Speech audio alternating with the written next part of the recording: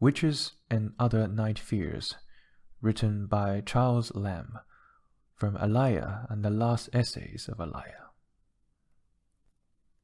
We are too hasty when we set down our ancestors in the groves for fools, for the monstrous inconsistencies, as they seem to us, involved in their creed of witchcraft. In the relations of this visible world, we find them to have been as rational and shrewd to detect an historic anomaly as ourselves. But when once the invisible world was supposed to be opened, and the lawless agency of bad spirits assumed, what measures of probability, of decency, of fitness, or proportion, of that which distinguishes the likely from the palpable absurd, could they have to guide them in the rejection or admission of any particular testimony, that maidens pine away, wasting inwardly as their waxen images consumed before a fire, that corn was lodged and cattle lamed, that whirlwind uptore in diabolic revelry the oaks of the forest, or that spits and kettles only danced a fearful, innocent vagary above some rustic's kitchen when no wind was stirring, were all equally probable where no law of agency was understood. That the prince of the powers of darkness, passing by the flower and pomp of the earth, should lay preposterous siege to the weak fantasy of indigent eld, has neither likelihood nor unlikelihood a priori to us, who have no measure to guess at his policy or standard to estimate what rate those anile souls may fetch in the devil's market. Nor, when the wicked are expressly symbolized by a goat, was it to be wondered at so much that he should come sometimes in that body and assert his metaphor. That the intercourse was opened at all between both worlds was perhaps the mistake, but that, once assumed, I see no reason for disbelieving one attested story of this nature more than another on the score of absurdity. There is no law to judge of the lawless or canon by which a dream may be criticized. I have sometimes thought that I could not have existed in the days of received witchcraft, that I could not have slept in a village where one of those reputed hags dwelt. Our ancestors were bolder or more obtuse. Amidst the universal belief that these wretches were in league with the author of all evil, holding hell tributary to their muttering, no simple justice of the peace seems to have scrupled issuing, or silly headborough serving, a warrant upon them, as if they should subpoena Satan. Prospero in his boat, with his book and wand above him, suffers himself to be conveyed away at the mercy of his enemies to an unknown island. He might have raised a storm or two, we think, on the passage. His acquiescence is in exact analogy to the non-resistance of witches to the constituted powers.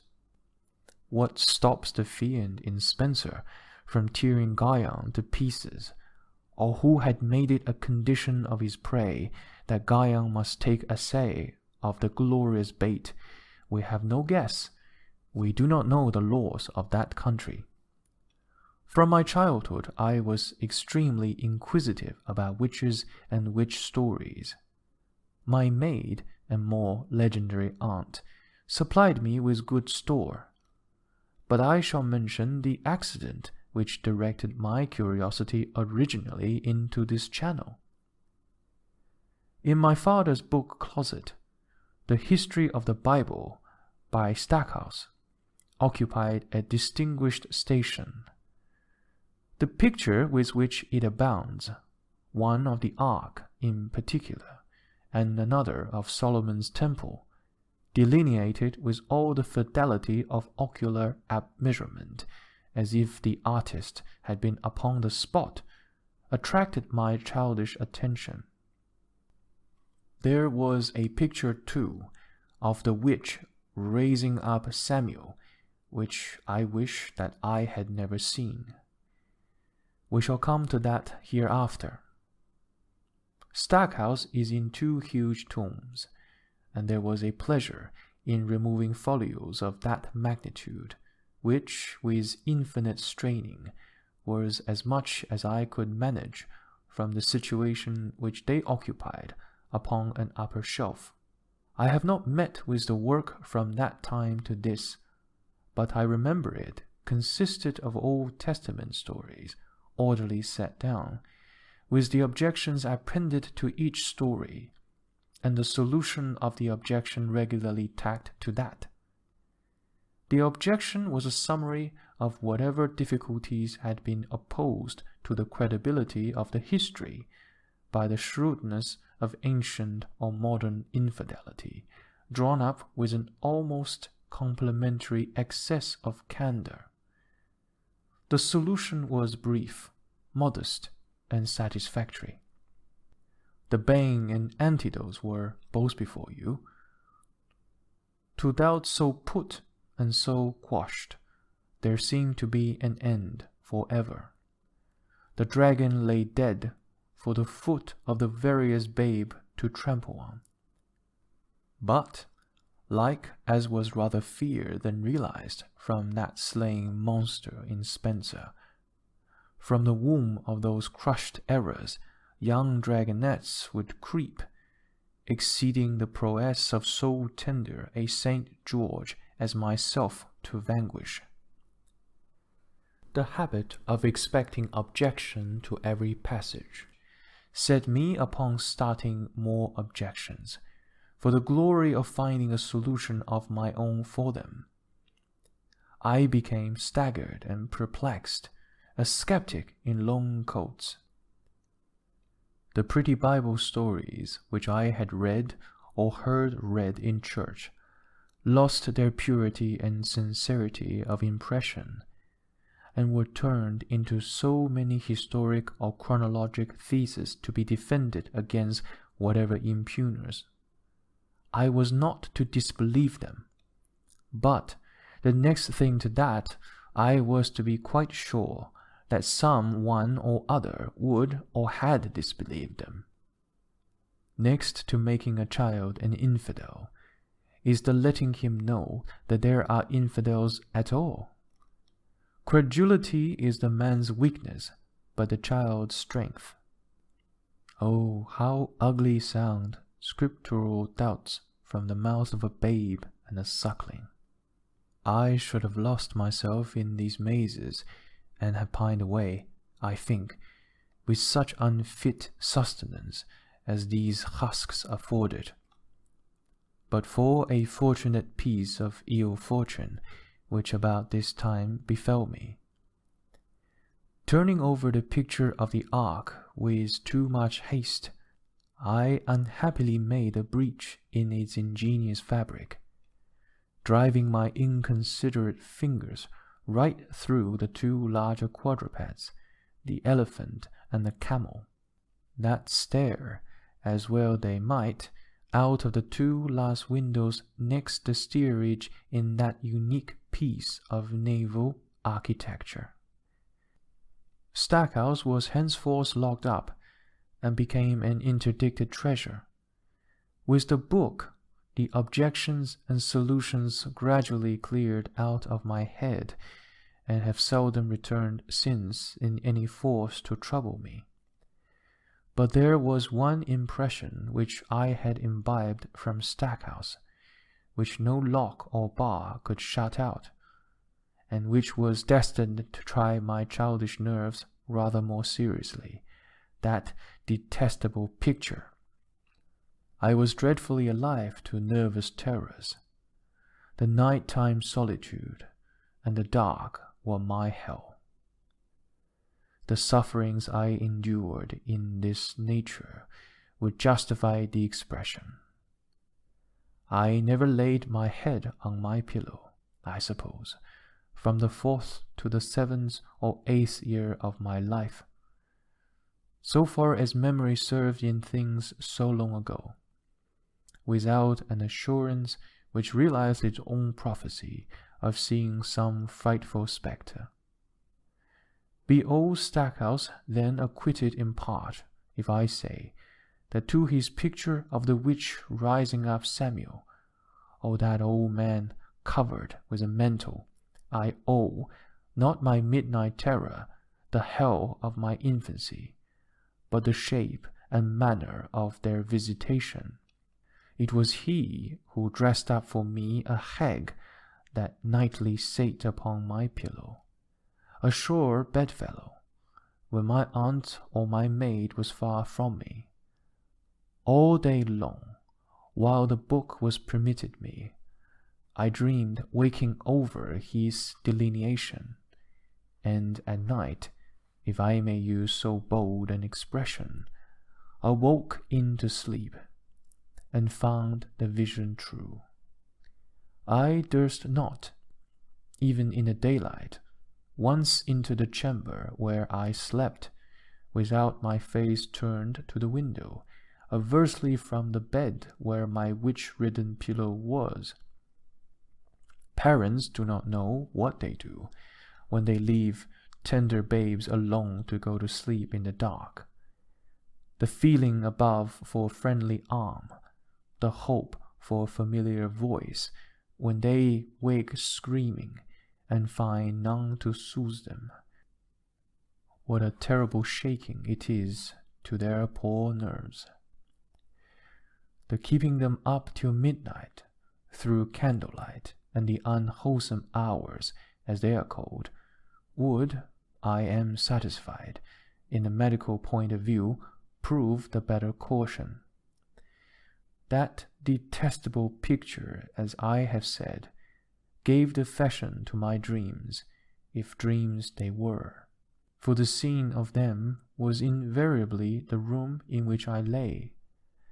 Had I never met with the picture, the fears would have come self-pictured in some shape or another. Headless bear, black man, or ape. But, as it was, my imagination took that form. It is not book or picture or the stories of foolish servants which create these terrors in children. They can at most but give them a direction. Dear little T.H., who, of all children, has been brought up with the most scrupulous exclusion of every taint of superstition, who was never allowed to hear of goblin or apparition, or scarcely to be told of bad men, or to read or hear of any distressing story, finds all this world of fear from which he has been so rigidly excluded ab extra in his own thick-coming fancies, and from his little midnight pillow. This nurse-child of optimism will start at shapes unborrowed of tradition in sweats to which the reveries of the cell-damned murderers are tranquillity. Gorgons and hydras and chimeras, dire stories of Calino and harpies, may produce themselves in the brain of superstition, but they were there before. They are transcripts, types. The archetypes are in us and eternal. How else should the recital of that which we know in the waking sense to be false come to affect us at all? Or names whose sense we see not fray us with things that be not? Is it that we naturally conceive terror from such objects, considered in their capacity of being able to inflict upon us bodily injury? Oh, least of all, these terrors are of older standing. They date beyond body, or without the body. They would have been the same. All the cruel, tormenting, defying devils in Dante, tearing, mangling, choking, stifling, scorching demons, Are they one half so fearful to the spirit of a man as the simple idea of a spirit unembodied following him? Like one that on a lonesome road doth walk in fear and dread, and having once turned around walks on and turns no more his head, because he knows a frightful fiend doth close behind him tread. That the kind of fear here treated of is purely spiritual, that it is strong in proportion as it is objectless upon earth, that it predominates in the period of sinless infancy are difficulties, the solution of which might afford some probable insight into our anti-mundane condition, and a peep at least into the shadowland of pre-existence. My night fancies have long ceased to be afflictive. I confess an occasional nightmare, but I do not, as in early youth, keep a stud of them. Fiendish faces with the extinguished taper will come and look at me, but I know them for mockeries, even while I cannot elude their presence, and I fight and grapple with them. For the credit of my imagination, I am almost ashamed to say how tame and prosaic my dreams are grown. They are never romantic, seldom even rural. They are of architecture and of buildings, cities abroad, which I have never seen, and hardly have hoped to see. I have traversed, for the seeming length of a natural day, Rome, Amsterdam, Paris, Lisbon, their churches, palaces, squares, marketplaces, shops, suburbs, ruins, with an inexpressible sense of delight, a map-like distinctness of trace, and a daylight vividness of vision that was all but being awake. I have formerly travelled among the Westmoreland fells, my highest Alps, but they are objects too mighty for the grasp of my dreaming recognition, and I have again and again awoke with ineffectual struggles of the inner eye, to make out a shape in any way whatsoever, of Haviland. Methought I was in that country, but the mountains were gone. The poverty of my dreams mortifies me.